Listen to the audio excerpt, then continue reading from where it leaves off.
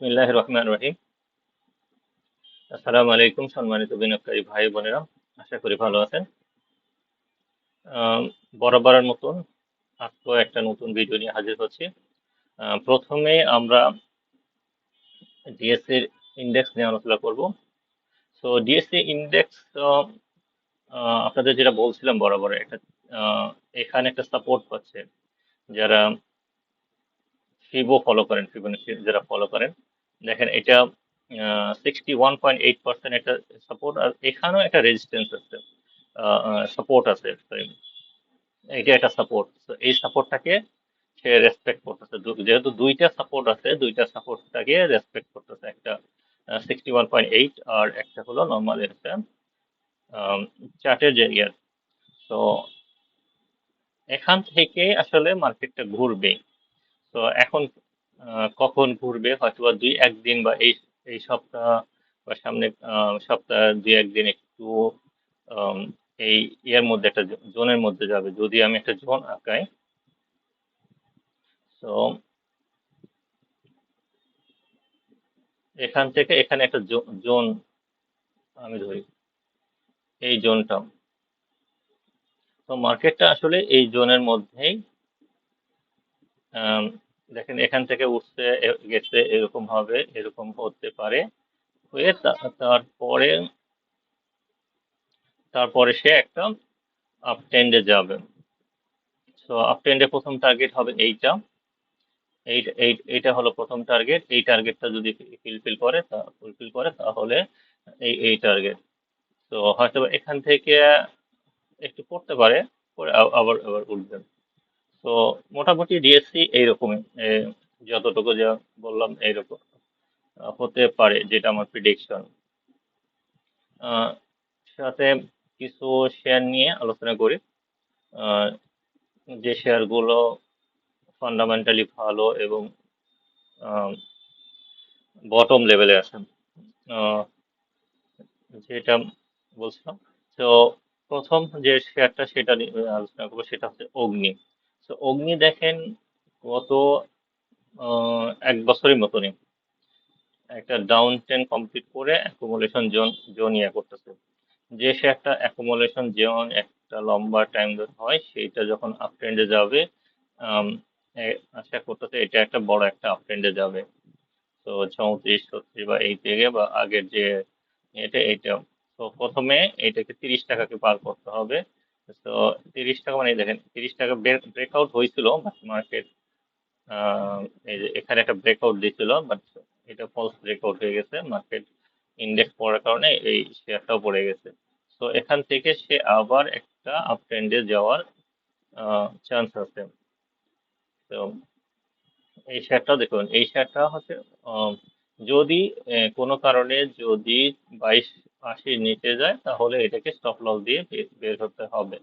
তো stop loss অবশ্যই maintain করবেন যদি বেশি খারাপ হয়ে যায়। তো আশা করতেছি এটা খারাপ হবে না, এর নিচে না যাবে না। এখন ইন্ডেক্স পজিটিভ হলে এটাও পজিটিভ হবে। সেকেন্ড যে শেয়ারটা হচ্ছে নাহি অ্যালুমিনিয়াম।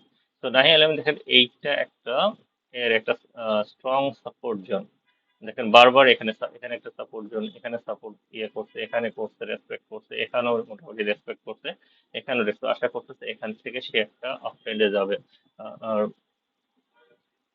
তো এখানে একটা ইনস্টিটিউটের একটা ইনভলভমেন্ট ছিল। আর এখানে দেখেন ভলিউমটা যখন ডাউন ট্রেন্ড হয়েছে, ভলিউমটা ড্রাই হয়ে গেছে। হিস্টোগ্রাম দেখেন আস্তে আস্তে পজিটিভ হচ্ছে। তো হিস্টোগ্রাম পজিটিভ হচ্ছে, তো এটাকে আম, আস্তে আস্তে বাই সিগন্যাল দিচ্ছে, এখান থেকে একটা আপট্রেন্ড যাবে ইনশাআল্লাহ। আহ, তারপরে যে শেয়ার হচ্ছে এসিআই ফর্মুলা। এসিআই ফর্মুলাও তো একই অবস্থা দেখেন, একটা এখান থেকে আপ ট্রেন্ড গেছে, একটা কারেকশন হয়েছে। আহ, এই পর্যন্ত 61.8 পর্যন্ত হওয়ার কথা ছিল, বাট 81 পর্যন্ত হয়েছে।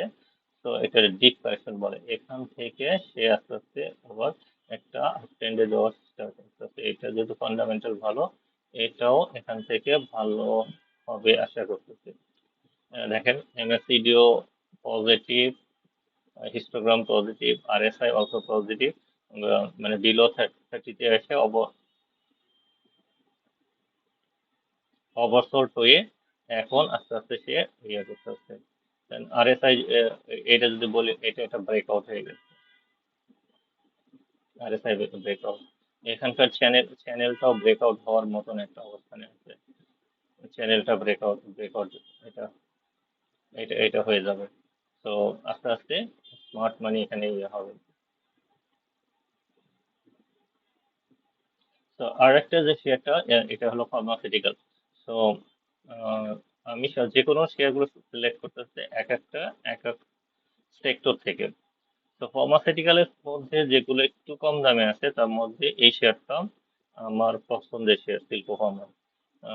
এইটা আগে মোটামুটি ভালো ডিভিডেন্ড দিচ্ছিল, এবং আমার কাছে এটা মোটামুটি একটা আপস এন্ড ডাউন থাকে। তো আপনি যদি সুইং ট্রেডার হন, তো এই শেয়ারটা আপনার জন্য ভালো। আপনি বাই সেল করতে পারলে বা ইয়ে করতে পারলে এটা ভালো। তো এখানে দেখেন, এখানে একটা ব্লক অর্ডার ছিল এই সুইং এ। তো এই সুইং যখন স্টার্ট হয়েছে, এই সুইং এর ব্লক অর্ডার এটা। তো দেখেন, একটা ব্লক অর্ডার সে ট্যাপ করতে করে এখান থেকে সে একটা আপ ট্রেন্ড দিলেও দিতে পারে। এটা থেকে আপনি এটা দেখতে পারেন। আর এটা হচ্ছে মোটামুটি লো প্রাইসে আছে।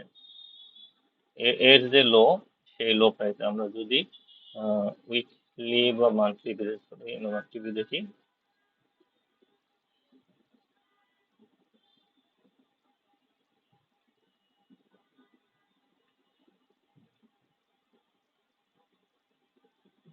এটা একটা লো প্রাইস আছে। সরি, ইন্টারনেট একটু ঝামেলা করতেছে।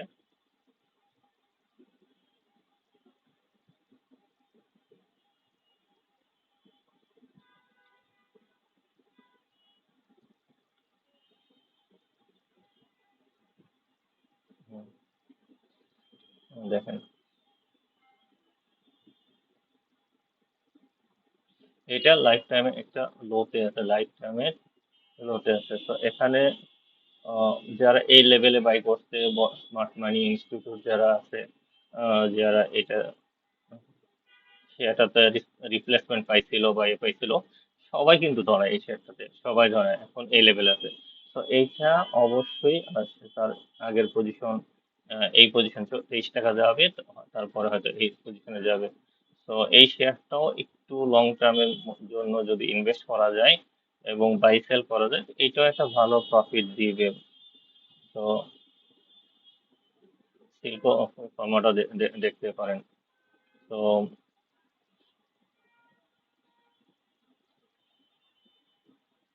আর মোটামুটি ফার্মাসিউটিক্যালও যদি আমি যদি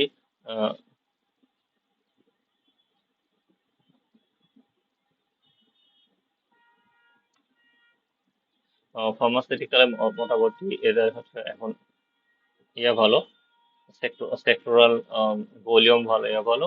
তো ফার্মাসিউটিক্যাল যদি ভালো করে, তো এই শেয়ারটাও ভালো করলেও করতে পারে। তো এটা আমার সবগুলো আমার প্রেডিকশন, কোনো বাই সেল রিকমেন্ড করতেছি না। যদি ভালো লাগে করতে পারেন, কারণ একটা ফার্মাসিউটিক্যাল কোম্পানি 14 টাকা। তো আশা করি এখান থেকে ভালো হবে। তো আজকে ভিডিওটা আর লম্বা করবো না, এখানে শেষ করতেছি। যদি আমার এই ভিডিওটা হেল্পফুল হয়, তাহলে সাবস্ক্রাইব করবেন মাই চ্যানেল, এবং শেয়ার করবেন আপনাদের ফ্রেন্ডসের মধ্যে, যারা আসলে শেয়ার মার্কেটের সাথে ইনভলভ আছেন। তো ভালো থাকেন, আল্লাহ হাফেজ। ওকে, বাই।